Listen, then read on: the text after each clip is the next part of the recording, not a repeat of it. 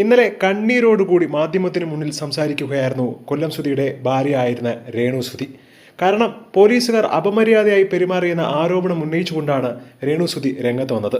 പരാതി നൽകാനെത്തിയപ്പോൾ ചങ്ങനാശ്ശേരി സ്റ്റേഷനിലെ പോലീസ് ഉദ്യോഗസ്ഥർ തങ്ങളോട് ദേഷ്യപ്പെട്ടെന്നും ആർക്കെതിരെയാണോ പരാതി പറഞ്ഞത് അവരെ ന്യായീകരിച്ചുവെന്നും രേണു സുധി പറയുകയാണ്. തനിക്കെതിരെ സോഷ്യൽ മീഡിയയിൽ അപവാദ പ്രചാരണം നടത്തിയ വ്ളോഗർക്കെതിരെയാണ് പരാതി നൽകാനെത്തിയത്. പക്ഷേ പരാതി ഇവിടെ തീർക്കാൻ പറ്റില്ലെന്നും കോടതിയിൽ പോകാനാണ് പോലീസുകാർ തങ്ങളോട് പറഞ്ഞത്.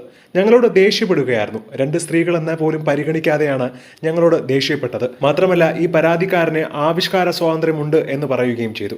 ഇനി കോടതിയിലാണ് താൻ പോകാനുള്ള തീരുമാനം.